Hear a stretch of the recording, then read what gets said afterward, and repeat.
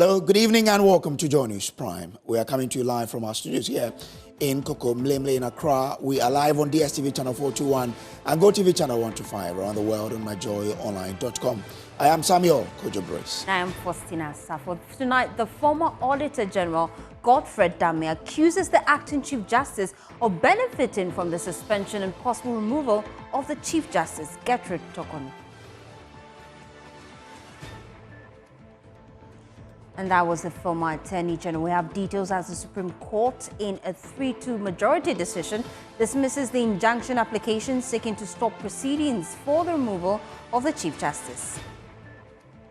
Also, coming up, Police and Electoral Commission are blaming each other over the delayed declaration of results for the Ablekuma North constituency, more than 5 months after the general elections.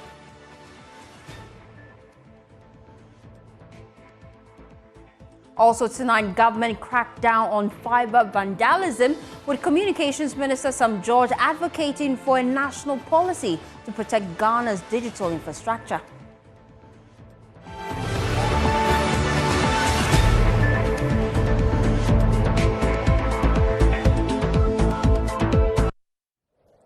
Tonight, former Attorney General Godfred Dame is criticizing the Acting Chief Justice Paul Bafo-Boni, alleging he stands to benefit from the suspension and possible removal of Chief Justice Justice Torkornoo.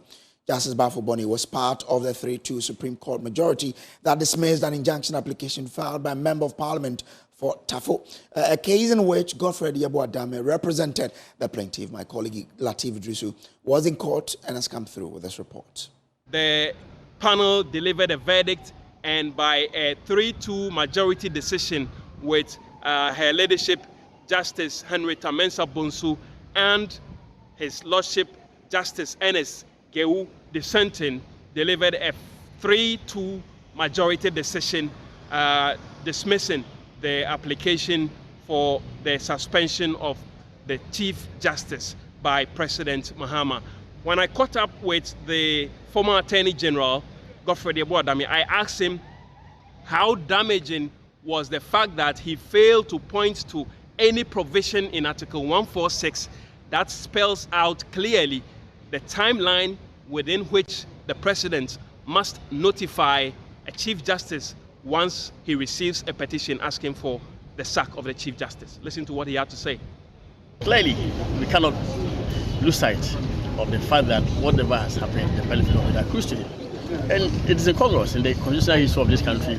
We've never seen any development like that before. Whenever there's been a dispute as to the status of the Chief Justice in this country, start from 1980 for an Attorney General, start from 1993, 94, Aban. Your main argument, your final was the fact that the President's failure to notify the Chief Justice from the outset constitutes an egregious constitutional violation. But one of the panel members pressed you. He wanted you to point the panel to the clause in Article 146 that clearly stipulates the timeline. The reasons for the decision have not been known. Of course, clearly, I mean, the spirit of Article 146 we're talking about. In the first place, it is important to indicate that nowhere in Article 146 will you find a requirement for prima facie determination made for a Chief Justice. But the Supreme Court itself imported that into Article 146. The plaintiff in this matter, Vincent, the Member of Parliament for Old Tafo, I asked him if he's disappointed with the court's ruling. I don't think this is the end of the road, but let's just get the reasoning first. When we get the reasoning, of course, the 3-2 ruling suggests that the Supreme Court itself sees some reasoning in the arguments that we made. What do you make of the fact that your counsel couldn't point out to the provision that clearly states timeline within which the Chief Justice has to be notified upon receipt of the petition by the President? How damaging was that to your case? Well, I was even surprised that it even came up because Tufo versus Attorney General clearly tells you that in reading the Constitution, you have to do so by the letter and the spirit. If anybody tells you that because something has not been clearly stated in the Constitution, and for that matter, it has no potency, I am telling you that that is not the case. Deputy Attorney General Justice Sari, on his part, hailed the judgment of the Supreme Court. He says the former Attorney General was basing his argument mainly on publications and not necessarily the law. So you realize that the question was consistently put. What exactly are you alleging? What is the right that you are alleging? And to pile up a series of newspaper publications claiming that because newspapers have published that the president is attacking the judiciary, that is enough for the president to stop the process. So the process is unconstitutional because some newspapers are published. That cannot be a very strong legal basis. And you saw the attachments of newspaper publications, many of them. I don't think that a publication is a legal right or determines the legal right for anyone. Well, let's go on to the phone lines now and speak to lawyer Kuan Sari, a senior member of the bar and the former director of the Ghana School of Law. I'm grateful to you, sir, for joining us here. Now, do you find it intriguing, the fact that have just been laid out by the Supreme Court? I do not. The question again, please. Yeah, so I wanted to find out from you whether you find it intriguing what happened in court today. So sure. From the point of view of counsel submissions and then the division in the opinion of the 5 justices, making a majority of 3-2. So first, counsel submissions. I'm inclined, to associate myself with the sentiments of the Honorable Deputy Attorney General. I fully associate myself with his submission. What I find intriguing is the fact that the former Attorney General of Dame, appeared to find something, wrong with the inclusion of the acting Chief Justice. I found it intriguing because it was the same Attorney General who found, nothing wrong with the inclusion, of Justice Gao, when the Supreme Court, was considering the 4-seat declaration by the Right Honorable Speaker of Parliament. So, the lesson I've drawn from today's submissions is that our politicians know, that at every point in time, some of their decisions have been colored, by partisan politics, and they forget that the pendulum, will swing to the other side one day. So if, they are in power, everything they do is right. If, they lose power, then everything, that is done, even to the point of repetition of what they did, when they were in power, is wrong. It's quite intriguing. Okay. And it's a very useful lesson I've drawn today. So our politicians should be cautioned that this, ping-pong game they play with the judiciary, will haunt them, for many years when, they are out of power. But doesn't the judiciary also lend itself to this kind of thinking? If you look at the decision today, the 2 who disagreed are the ones who were part of the panel that was put together by the Chief Justice herself. The 3 who ruled against the case that was filed were the 3 new members who were coming on, including the acting Chief Justice himself, who brought on board the 2 others with him, who ruled, against this particular case. Doesn't that action itself then lend itself to this whole politicization of the judiciary you mentioned? Well, it sounds so. It seems, to me that the 2. I will not say that they returned, the sentiments of what Chief Justice Torkornoo, would have heard. I don't think so. I know Justice Mensah Bonsu quite well. I know my friend Gao quite well. As for Gao, being a colleague in the MPP, I've had, some problems whenever, he's empaneled, to on some of these constitutional cases. Henrietta Mensah Bonsu is quite independent-minded, and I think that, she will follow the law. She's a straight constructionist, and I think that, she just merely followed, the dictates of the Constitution.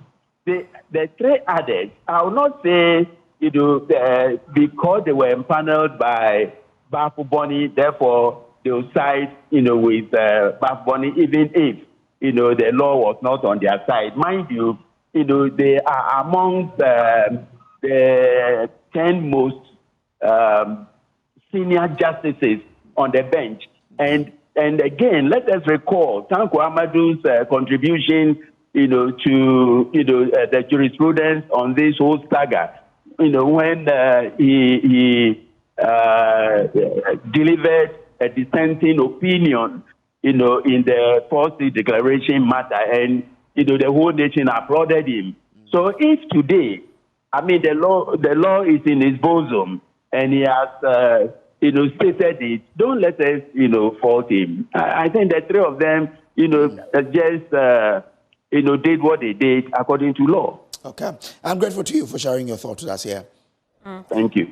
Well, away from the courts, Communications Minister Samuel Nate George has announced plans to project and protect Ghana's fiber optics infrastructure by incorporating it into national infrastructure policies, while Sam George emphasized that fiber networks should be treated as critical national assets like water and electricity. Well, this move comes after the Ghana Chamber of Telecommunications and Electronic Money Issuers Chamber reported 10,233 fiber optics cables cuts between January and November, costing $17.4 million in repairs. Well, the minister was addressing the 24th Ghana Telecommunications Chamber Forum on the team leveraging fiber for accelerated development in Accra.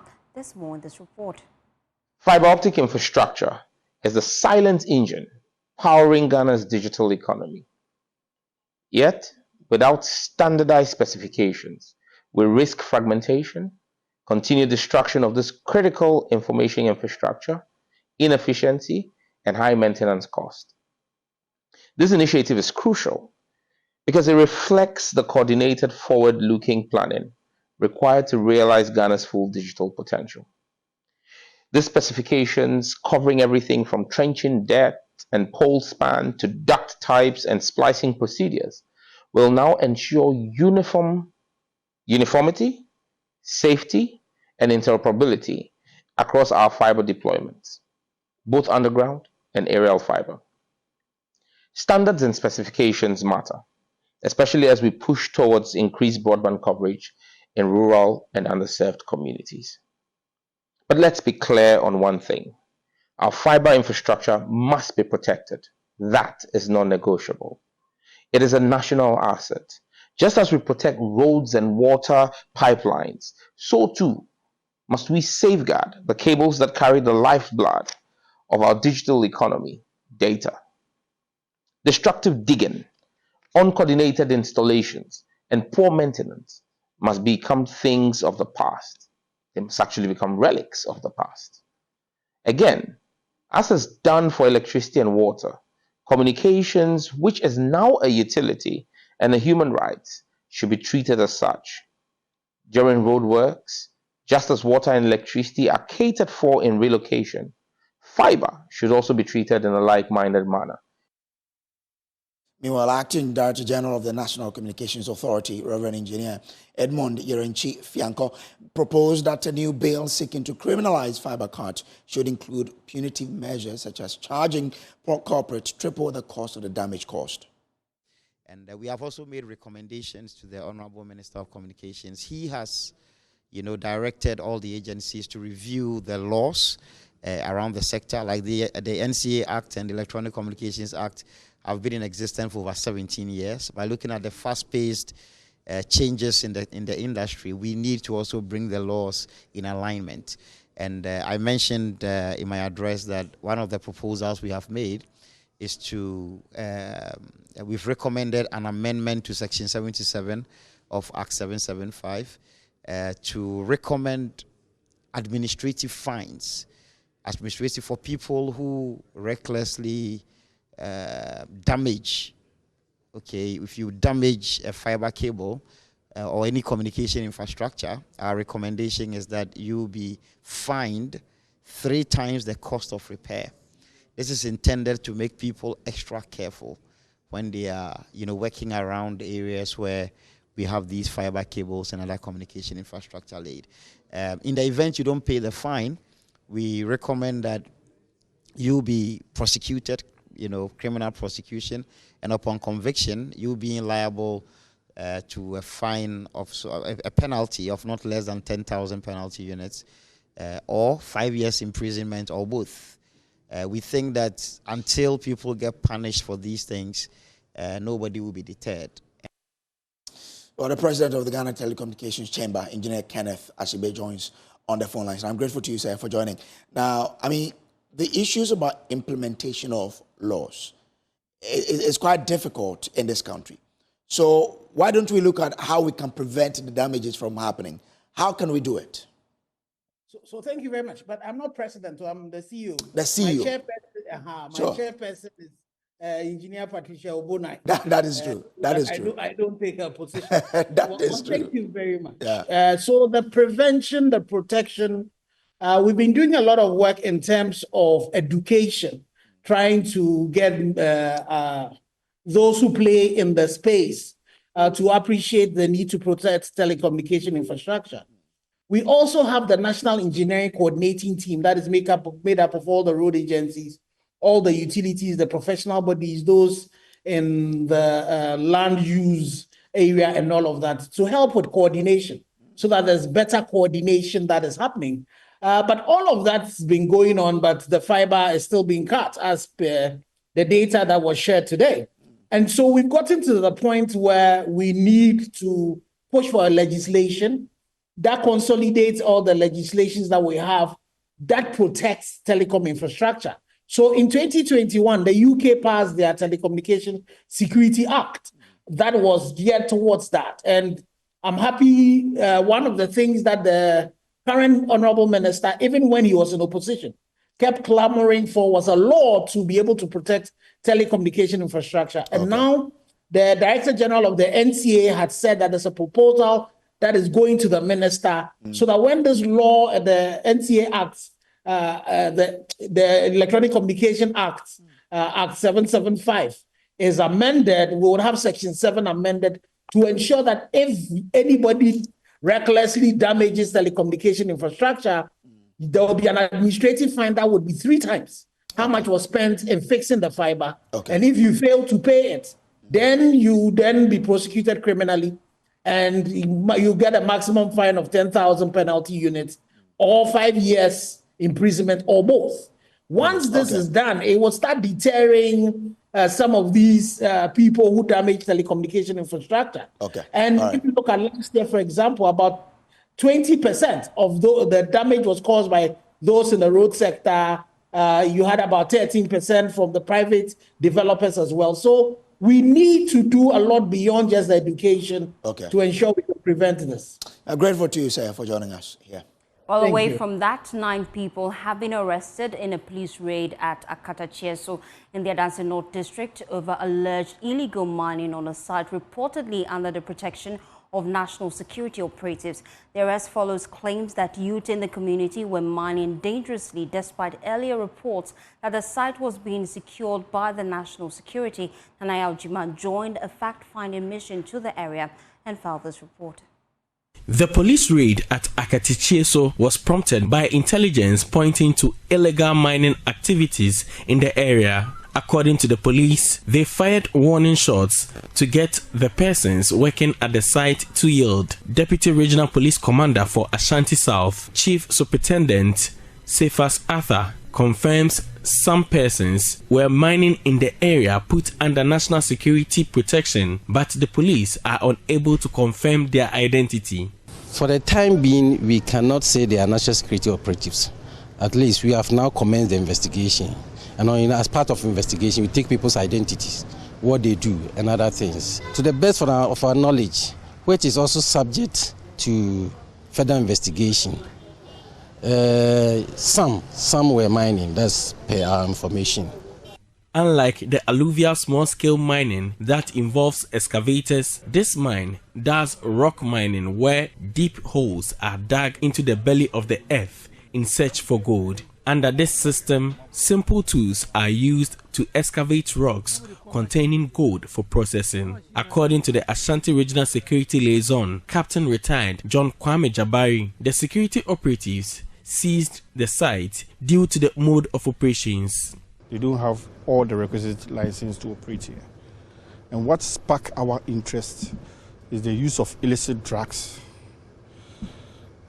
and the crime rate over here and their mode of operation, the hazard towards they themselves. That got our interest to come to this place. An investigative team looking into the matter has visited the area and picked necessary information from stakeholders. The Akatechiesu Cooperative Community Mining is also in contention. The National Security Operatives earlier visited the area and certified their certificates and that of foreigners employed there. The mine has since resumed operations, but investigators who went to the site as part of investigations raised concerns over the authenticity of documentation. Chief Superintendent Osman Alassan led the team. For the media, you can look at it. They are operating with fake documents.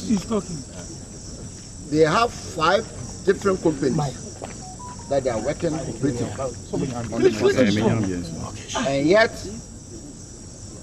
they don't even understand the content of their own file. Mr. Osu, who doubles as owner of the site, has refuted the allegations, challenging the security operatives to prove the documents are fake. We have gone through all processes and have been certified by the EPA, Minerals Commission and others. We have genuine documents covering operations. The minister instituted a team and they have been here to certify our documents. Joy News sources with the 18-member committee on mining instituted by the Lands Ministry has reviewed the Akatechiesu Cooperative Community Mining has all documents covering the mine. At the other site mined by the community, all documents but operational permits are secured. Meanwhile, the investigative body is concerned about the mode of operations at the Akatechiesu Cooperative Community Mining. For Joy News, Nana Ochima. Well, away from that, the Ghana Police Service and the Electoral Commission continue to blame each other over who is responsible for the delay in declaration of results for the 2025 Blakuma North constituency election. A coalition of results has stalled for the past 3 months after party supporters stormed the Greater Accra Regional Coalition Center to disrupt the exercise.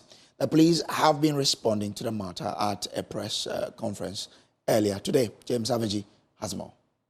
The Electoral Commission, after a final failed attempt to collate the Blakuma North parliamentary results, declared that they will not make any more attempts until the police can guarantee their safety due to the growing violence of some party supporters.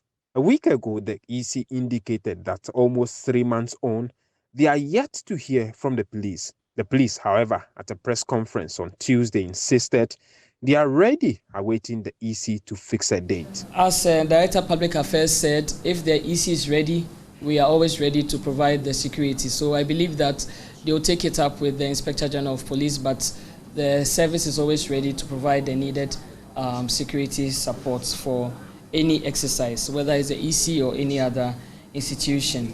The Electoral Commission, on the other hand, also says they are yet to receive an invitation from the police after submitting a letter to the IGP. Dr. Sribo is Deputy Electoral Commissioner. We've written to the police. We went and met the police about 2 weeks ago, but we were told that the IGP was in there, so they would update the IGP of the developments. So the commission is waiting for us to conclude the secretary of the police. Then we'll go and meet again and see what happens. But why is it taking so long? Since you got in touch with the police, it's been... That one I cannot answer because I said that we went there, the police said that the IGP wasn't there. So we are waiting for them to say that the IGP is back. So let me just meet whatever discussion that we will have. Once you meet with the IGP and the two parties have a way forward, we should expect a date to be set for that to be done. Well, once the IGP gives an assurance that they can protect the system will be able to go. Yeah. But you have no idea when you will get that feedback from the police. That one will depend on the IGP. Meanwhile, the CID press conference have also been providing some updates on investigations into the kidnapping of 2 Ghanaian women in Nigeria who have since been rescued. The CID's initial investigations have linked the incident to romance scam. Suspects Peter Okoye and Christian Emeka, both Nigerians, indicated to police that they were in Ghana in the year 2019 to work with QNet. They left Ghana for Nigeria in 2020, but Christian Emeka returned to Ghana in June 2024. Peter Okoye, Christian Emeka, and Basil Okonkwo are all Nigerians. They were into romance scam both in Ghana and in Nigeria. They operate through their Facebook and other social media handles. These suspects met the 2 victims, Anastasia Bedu Atta and Evelyn Sewa Konedu, through their Facebook accounts. Suspects posed as white men who wanted to marry the victims. The 2 unsuspecting victims became convinced, accepted the marriage proposal. The suspects then lured them to Nigeria, and the victims traveled separately but ended up at the same location on the same day on 22nd of April 2025. While we celebrate our success stories, it is also a good time to call on all of us to exercise extreme caution when we are online so as not to fall victim to fraudsters who take undue advantage of unsuspecting persons. Do not believe everything you see, hear, or read online. As always, be on the lookout for scammers and fraudsters who seek every opportunity to prey on your innocence, ignorance, or failure to do due diligence. And finally, we wish to advise that you report any suspicious activity to the police for appropriate action. The 2 victims, according to the police CID, are still in Nigeria, assisting the Nigerian police in investigation. A number of suspects have also been put before court over the alleged abduction of 3 Chinese at sea and the killing incident at a sun-winning site in Esiao in the central region. James Savage's report for Joy News. You're also watching Joy News Prime. We'll take a break here. We'll be back with more stories, so please do stay.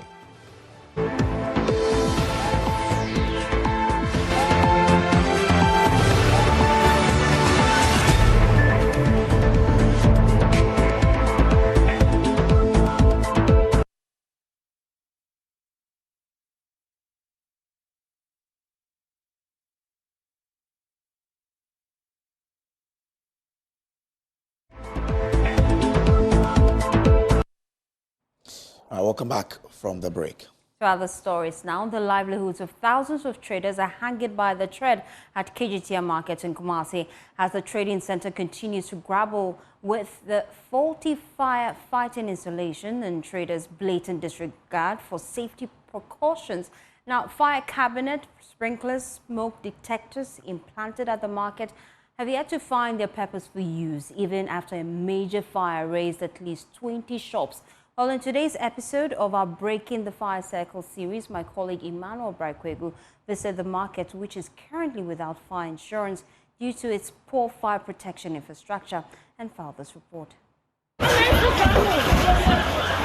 On March 15, 2023, the usual trading at the KGTR market had neared its conclusion until a major fire devastation tore through portions of the market.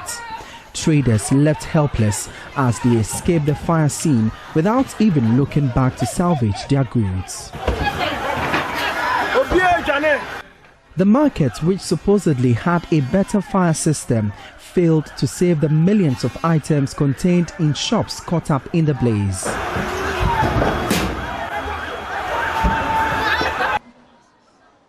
2 years after the incident, the traders are yet to have their lives back to normalcy. Nathaniel Bwamponsim leads the KGTR fire victims. I operated 3 shops. My family depends on me.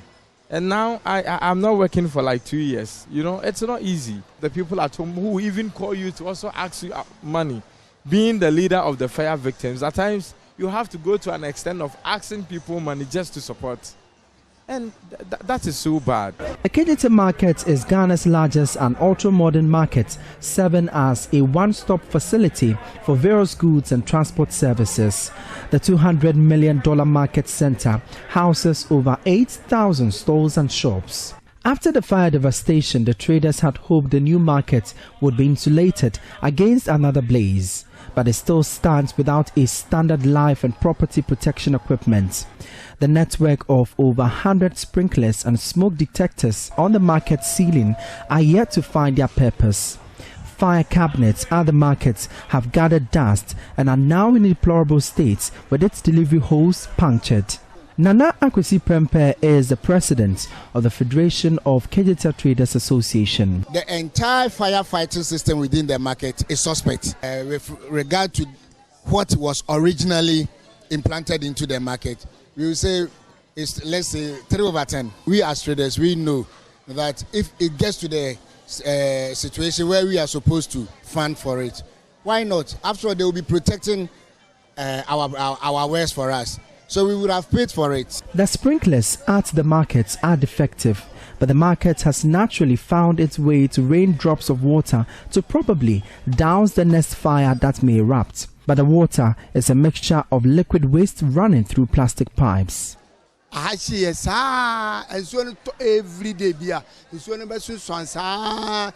how the water is dripping onto my goods. We have fetched 10 basins of this water every time it drips. There have been several recommendations on the fire situation at the markets, but they seem to have fallen on deaf ears. A stitch in time, they say, saves 9. For Joy News, my name is Emmanuel Bright Kweku. Well, for years, residents of Insutchibi in the Mampo municipality of the Ashanti region have faced a daily ordeal of queuing hours at distant streams to fetch water. The perennial water crisis left women and children the brunt of waking at dawn to trek long distances to get water for daily use. But the Insutchibi community is celebrating a transformative change of a water project which has come to alleviate their water challenges. There is more in this report.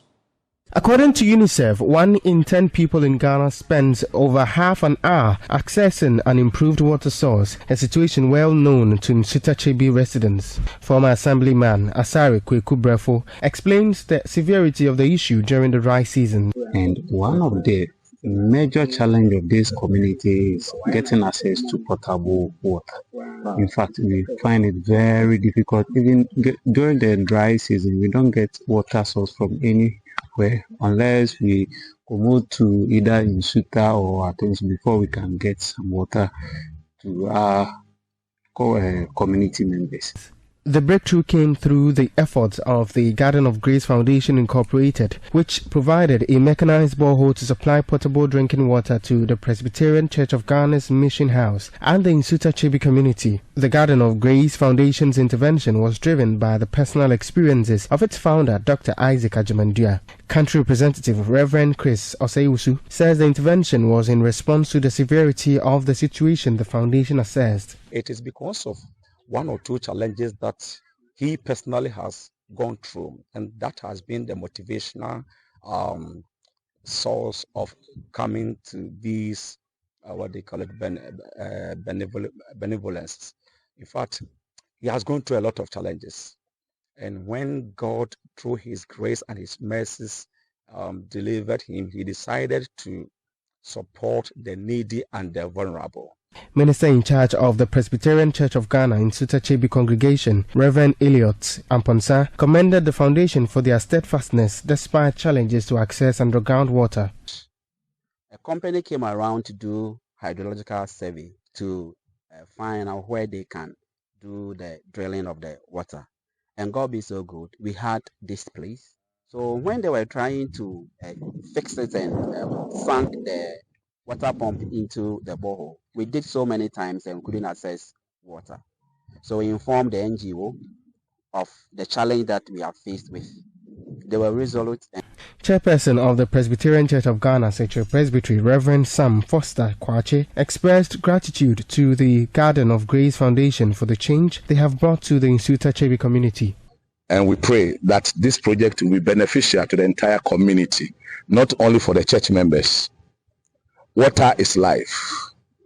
And whoever provides water for the entire community has done a great job, because it is an essential commodity for the people of this community. And so on behalf of the entire Presbyterian Church of Ghana, I say a very big thank you. For Joy News, my name is Clinton Yeboah. To other stories now, heaps of silt dredged from the Odor River now line the banks of the drains, posing a renewed threat to the residents living nearby. Now, though the dredging is part of efforts to prevent flooding in Accra ahead of the rainy season, these muds risk being washed back into the drains when the rains fall. Now, undermining the entire operation. Well, today, Parliament Select Committee on Works and Housing visited the ongoing dredge site along the Odor River and assessed the progress of work so far. There's more in this report filed by Stephen Mensah. Of the Odor River and Kole Lagoon was meant to reduce flood risks across the capital, but the reality on the ground paints a different picture. Despite millions spent and the ongoing work by dredge masters, the drain remains choked with waste. Samuel Bokwe, Deputy Managing Director, Dredge Masters, blames persistent dumping by residents and squatters living dangerously close to the drains. We have to change our attitude. Those who live around this area, that dump refuse, that dump fecal matter, that dumps other things to the drain. If we want what he's asking of to come to pass, then we have to desist from those things. The dredging effort targets flood-prone areas between Caprice and the Odor River enclave. But with the dredged silt left uncollected along the banks, even a single downpour could undo weeks of work. Ranking Member of Parliament Select Committee on Works and Housing, Martin Ejei Mensah Kosa, called for a more permanent solution to the perennial flood. The presence of what we see that is being evacuated is all due to our own human actions. Indiscriminate disposal of waste, and then also encroaching on various buffers which are supposed to be left free for water to be managed. And so there has to be some conversation to try and see where we can limit the human contributing factors and ensure that we don't waste too much lives, we don't waste too much resources in doing this over and over again. It's become an annual affair. When the rains are coming, then we run around. When we get out of it, it's business as usual. And then we create it and come back to do it tomorrow. So I think that my chairman is here. As a committee, we'll confer and have some positions taken. As Accra braces for the rains, the question remains, will these efforts hold or will the floods return, as they always do? For Joy News, Stephen Mensah's report. Well, stakeholders in the northern region have raised concerns about a high incidence of drug abuse, labeling it a security threat. According to University for Development Studies research, about 58.4% of youth in the region have used drugs at some point, while 11.4% of university students have also engaged in drug use. At a recent RECSEC meeting, stakeholders stressed the need for collective action to combat this issue, which they believe endangers security of the area. The meeting brought together security agencies to share ideas on tackling the drug abuse menace among the youth. According to the Northern Regional Security Liaison Officer, Regimental Sergeant Major Adams Mohammed, drug abuse in the region has sprawled out of control, compromising security of the region. I think it poses a serious threat to our region. That has to do with especially the youth. In recent times, you would go around the streets of Tamale, you would see people sleeping, walking. They will be standing while sleeping. And to the extent where the youth have involved themselves in it to a point where they cannot even isolate or move away from the menace in which they found themselves. The Northern Regional Principal Narcotics Control Officer, Ishak Bakuri, echoed this sentiment, calling for a unified approach to address the concern. The situation is such that no one agency can do it all alone. We have to come together and put our heads together and then map up strategies and do the enforcement together and bring the situation under control. It was World Hand Hygiene Day yesterday, and the health authorities are sending a strong message to health workers that gloves alone cannot protect against infections. Well, at a regional event held at the Ejisu Government Hospital, the Ghana Health Service emphasized the need for proper hand wash and hygiene among health professionals. Emanuela Erabna-Kwe has more from Kumasi.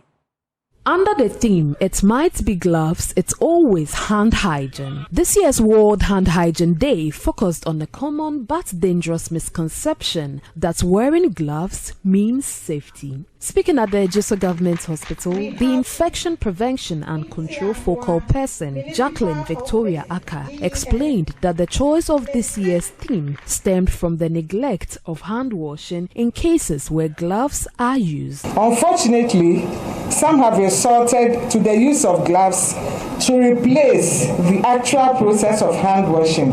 Hence the theme, it might be gloves, but it's always hand hygiene. Examination of medical gloves are disposable and can easily become contaminated, as well as bare hands, because they do not offer 100% protection, especially when they are not changed in between procedures. The Ashanti Regional Director of Health Services, Dr. Fred Adumako-Boateng, clarified that gloves are not always necessary and should be used appropriately to reduce environmental waste and rising medical waste management costs. The moment you have used glove, we say it's a medical, or it become a medical waste. Medical waste. Look, treatment of medical waste is different from treatment of a general waste. One, the costs involved.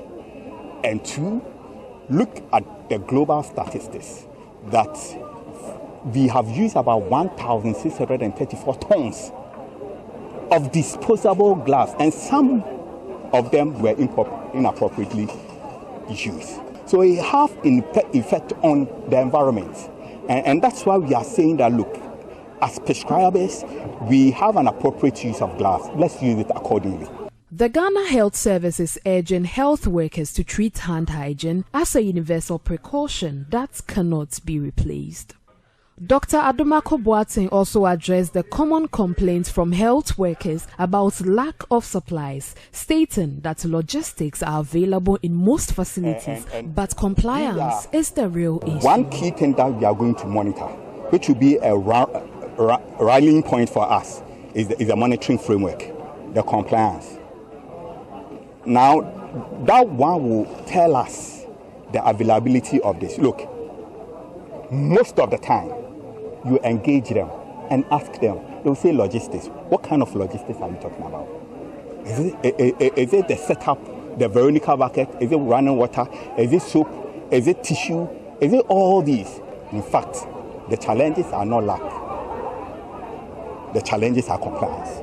Reporting for Joy News, Erabna Akwe, Kumasi.